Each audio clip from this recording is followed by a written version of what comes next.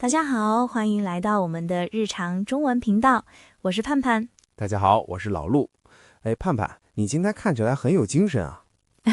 谢谢陆哥，但是说实话，我刚才喝了一大杯咖啡才清醒过来。是吗？因为我们今天要聊的话题就是早晨的习惯，听起来你的早晨有点辛苦。太辛苦了，对我来说，早晨起床是一天中最难的一件事。很多人都有这个困扰。那你一般早上几点起床？我的目标是7点半，但我通常会设置3个闹钟，7点一个，7点15一个，然后7点半再一个。哎呀，3个闹钟，这样不会觉得更累吗？每次刚睡着又被吵醒。对，其实很累，但是如果只设一个闹钟，我真的很害怕我会直接关掉，然后睡过头迟到。我懂了，这叫做赖床的习惯，就是醒了但不想离开舒服的床。没错，赖床这个词太准确了，特别是在冬天，离开温暖的被子真的需要很大的勇气。这倒也是，不过我跟你完全相反，我只有一个闹钟。哇，只有一个，而且你能马上就起来吗？对，我一般定在6点半，闹钟一响，我就会立刻坐起来。天呐，6点半，陆哥，你简直就是早晨的人。我以前也试过早起，但一整天都觉得没精神。其实我觉得这和生物钟有很大的关系。生物钟也就是我们身体习惯的时间。对，我的生物钟就是喜欢晚上工作，早上睡觉。大家常说我是个夜猫子。夜猫子到了早上当然会很痛苦，不过我习惯早起是因为我觉得早上的时间非常安静，没有人打扰我。这一点我同意，早晨确实很安静，但我就是睁不开眼睛，所以我在床上赖床的时候，通常会做一件事。让我猜猜，是不是拿手机看信息？哈哈，你太了解现代人了。没错，我醒来的第一件事就是找手机。其实这也是很多人现在的习惯，一睁开眼，大脑还没有完全醒，但手已经开始刷新闻或者看朋友圈了。对啊，因为手机的光可以让我稍微清醒一点，而且我总怕晚上错过了什么重要的工作消息。理解。不过专家说，早上醒来立刻看手机，容易让一天的心情变得很紧张。唉，真的是这样。如果我一早看到老板发来的工作邮件，我立刻就会觉得压力很大，一整天都不开心了。所以你看，虽然手机叫醒了你，但也把压力带给了你。这可能不是一个好习惯哦。我完全赞同，我其实也想改掉这个坏习惯。那陆哥，你早上起来第一件事，如果不看手机，会做什么呢？我起床第一件事是去厨房喝一杯温水，温水也就是不太热也不太冷的水。喝温水，这个听起来非常养生，感觉是个很好的开始。是的，因为我们睡觉的时候，身体好几个小时都没有水分，早上喝一杯水能帮助身体醒过来。这个道理我懂，但我更喜欢喝咖啡，我觉得只有咖啡的味道才能唤醒我的灵魂。哈哈，唤醒灵魂。咖啡确实提神，但是空着肚子喝咖啡对胃不太好。你这么一说，确实是。我有时候早上喝完咖啡，肚子会稍微有点不舒服。那你喝完水之后呢？还会做运动吗？看情况，如果有时间，我会做大概15分钟的拉伸运动，简单活动一下胳膊和腿。太佩服你了！我早上连多站1分钟都觉得累，别说运动了，我洗脸刷牙都是闭着眼睛的。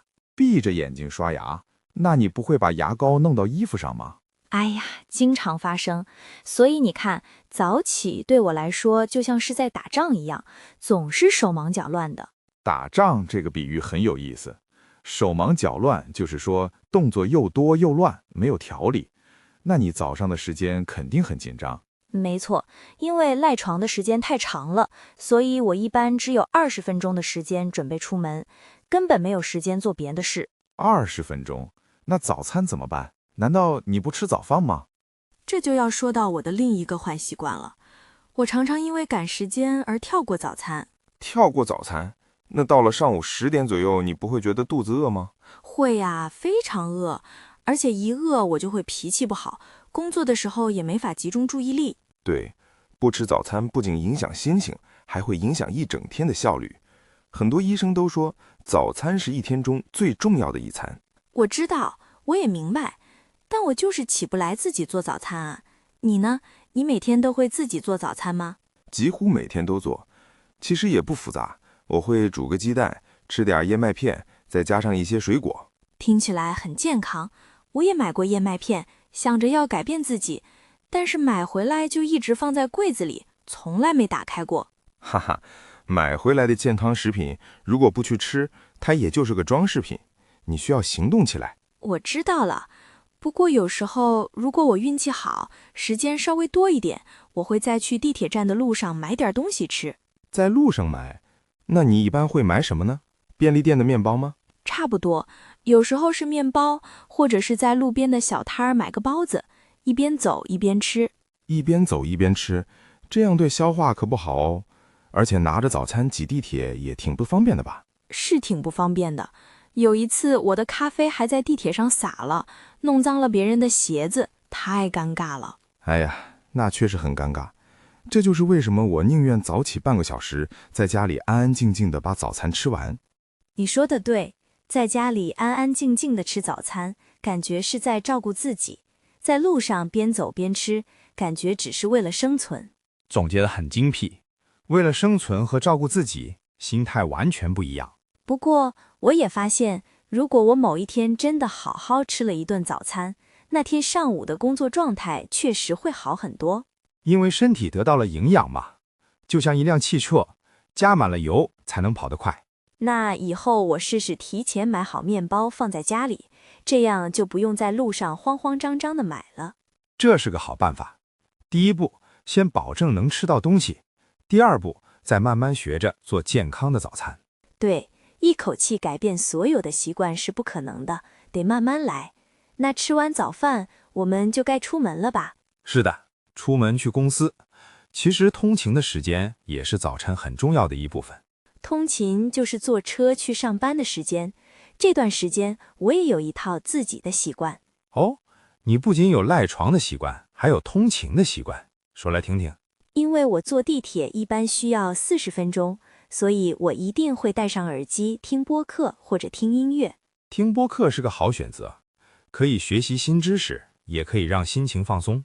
对，我发现如果听一些轻松幽默的节目，我走到办公室的时候，心情会非常好。这就说明，虽然你早起有点痛苦，但你找到了调整心情的方法。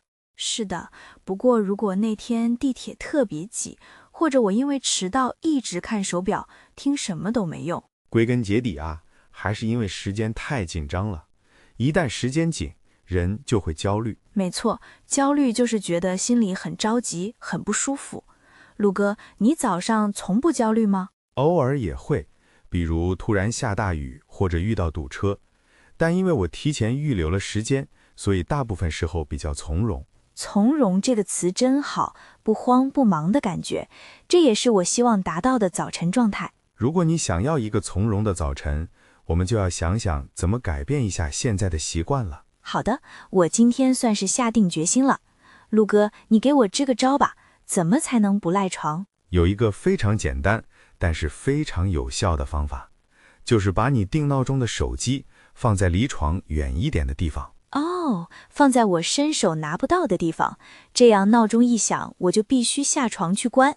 对，当你站起来走了几步，身体已经开始活动了，再想回去睡的念头就会小很多。这招听起来很绝，不过我猜我可能关了闹钟之后，又闭着眼睛走回床上。那这就是意志力的问题了。